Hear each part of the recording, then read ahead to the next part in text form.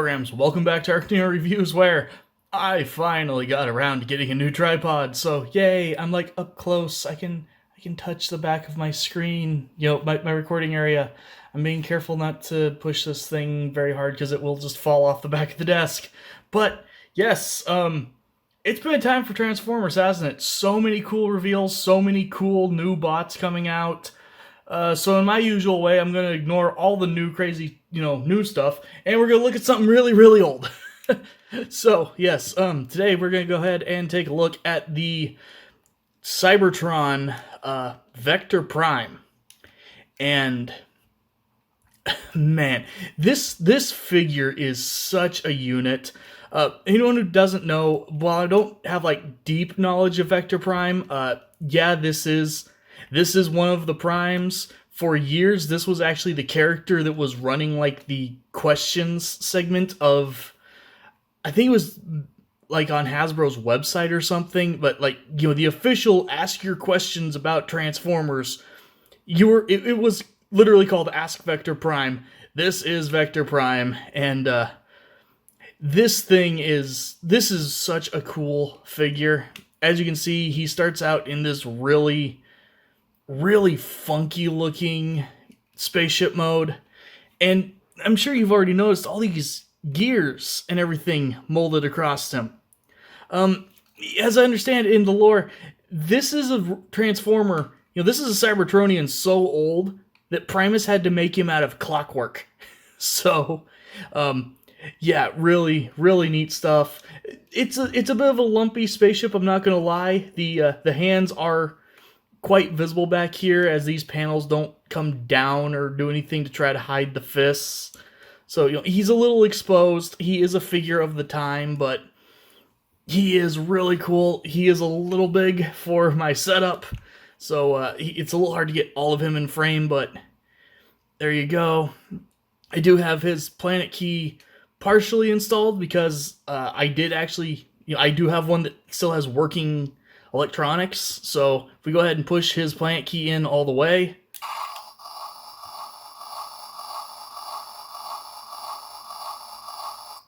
it does that, and his planet key does really lock in for stuff. You gotta take it out now so you can see this just really cool detail back here. He's got a minicon up here. I cannot remember the name of the minicon. That will be on the screen if I remember to edit it in. If you don't see something popping up on the screen right now, it will be in a pinned comment. That's how that works. But, yeah, as you can see, nice little cutout section right there for the minicon to go in so that he just becomes part of the weaponry on the spaceship. On his own, minicon looks a little bit weird. You can see the sort of plane back here. This part's a pretty decent little jet plane sort of thing. And then you just have Blaster on the front. It's a minicon. It transforms ridiculously easy. Fold the legs around, fold out the feet, fold down the gun part. Hey, look, there you go. It's a little dude. He does actually have ball joints for elbows. They're a little hindered in a lot of positions, but the fact that he has ball jointed elbows is actually still really neat for a minicon. Head doesn't rotate, but he can kick forward. He's got a really deep knee bend. You can bend his toes down. Pretty good little minicon, all things considered. Even if I don't know his name, nicely sculpted. Nice little pops of blue paint where you need it. Obviously, this part is painted white instead of just being molded white. Not quite sure why they went that route with it when the rest of him's molded white, but whatever. And obviously, if you just leave in the jet mode, you can use it as a weapon on him later. So I'm going to go ahead and get the minicon out of the way here. I'll actually take a second to appreciate this planet key as well. This is a unique planet key design that only came with Vector Prime. It's a little hard to tell here, but all these little symbols in these little bubbles, these are actually chromed out underneath.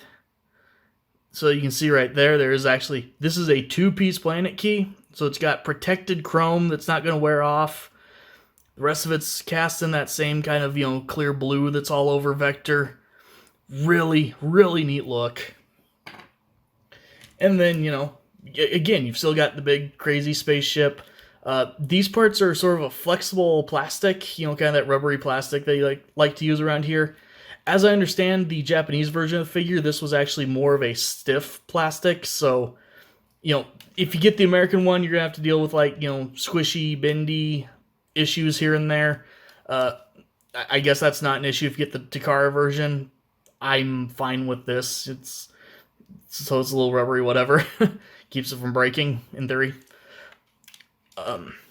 But yeah, really, really neat spaceship. Clear cockpit up here. They actually bothered putting a cockpit and stuff on him. This thing's huge. This thing's cool. I like it a lot. You can kind of, you know, it's more for transformation, but you can fold these up and reposition them on these arms a little bit. So, you know, you can like fold them back and down to, you know, put them in a landing mode or something, whatever you want to do there. They shift forward at like little bit.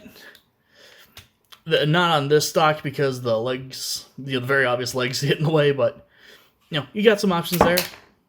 He's got a missile that I forgot about that I just set off.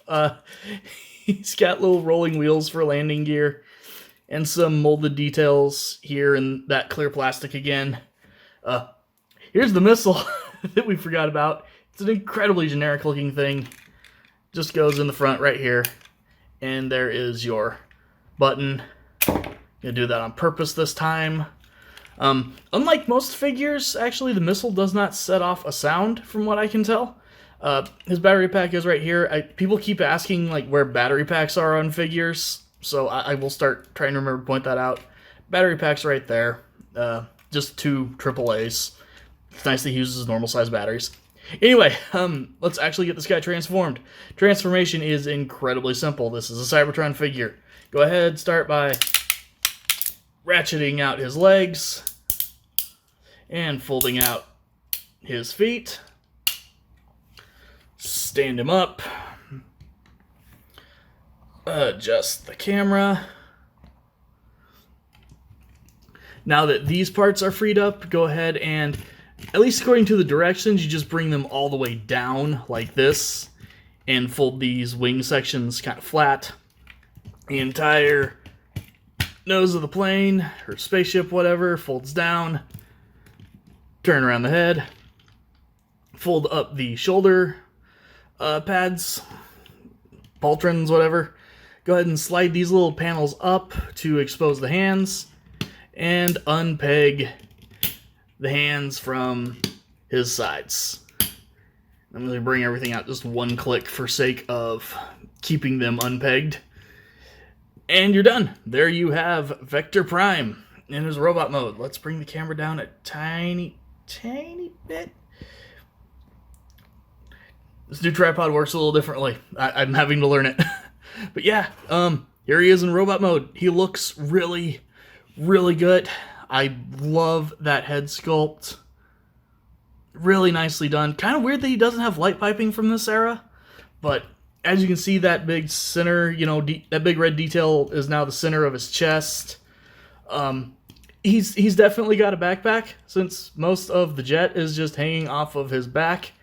As I mentioned, if you keep the Minicon in his jet mode, you can just peg him on to either of his arms here, use him as a blaster that way. He doesn't have a handle, which is weird, actually.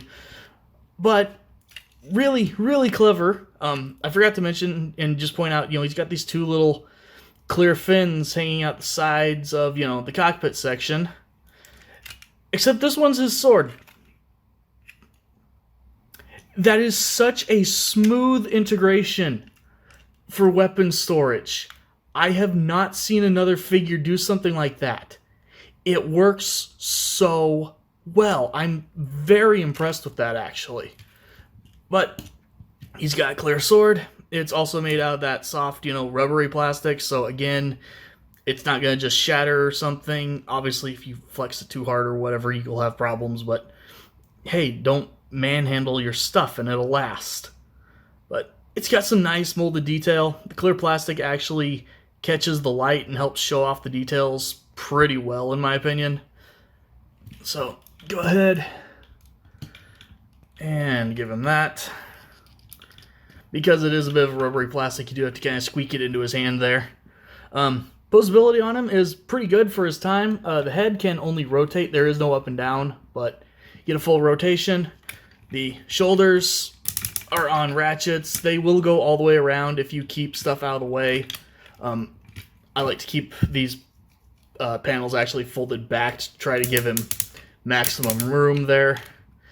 Shoulder pads are adjustable. His arm will go out really, really far if you let this panel come back down over his hand.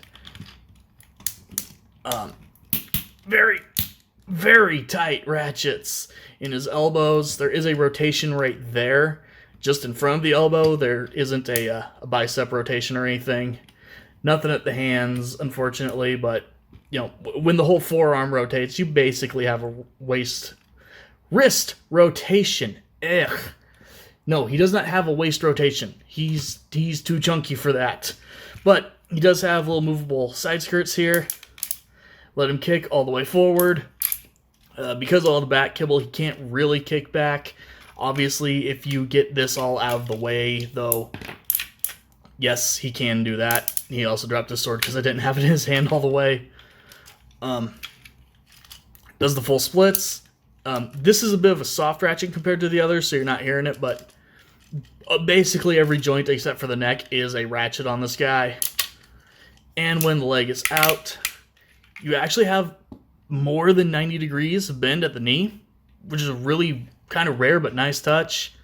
You don't really get any backward tilt on the foot, but you do get a lot of downward tilt, way more than you would ever need. But the fact you can tilt his leg down is always a nice touch. Let's go ahead and... yeah, unfortunately, I don't know if these held better when this was a new figure.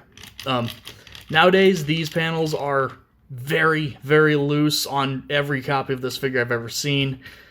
Same with these little sliders. They don't lock in or anything. They do just kind of freely slide, so they will freely slide in the way. But let's go ahead, actually give him the sword correctly this time. See, it's actually in his hand this time. And now, full disclosure, I put batteries in this guy because I know he works, and I tested with the Cyberplanet key in his robot, in his jet mode. I've not heard his sounds in this mode, but as I understand, he's like Starscream, and when you rotate this arm,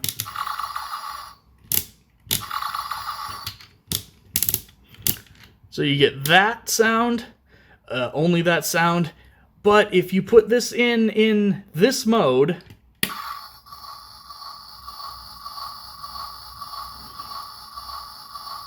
you get that again. But the directions say it's actually supposed to change this sound.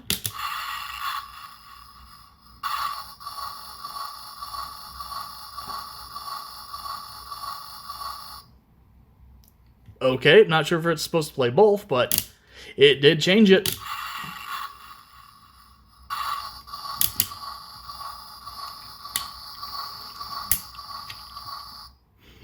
Okay then, so that is a thing that he does. But yeah, no, this is a great big lumpy lug of a figure, and he's really neat in my opinion. You know, he's a figure of his time for sure, but there's a lot of fun to be had from figures of this time, in my opinion. He's fast to transform. The colors on him are great, actually. I've not seen brown actually work so well as a color on a Transformer, just ever. It works on this guy with the gold and the slightly, you know, it's not pearlescent, but the slightly off-white of his white. You know, he's not yellowed from age or something. He just never was stark white. He's always been a little yellowed. It's just such a look. It's a really cool figure. Interesting piece of lore. I'm sure if you go look, there's a, you know, McFeely, you know, basics on Vector Prime video that will fill you in way more than I ever could on, you know, lore-wise of this character. But in terms of plastic, which is what I'm mostly here to talk about, yeah, this thing this thing is awesome and definitely worth picking up if you are able to find them for a decent price. So, thank you guys for watching, and as always, I will see you next time.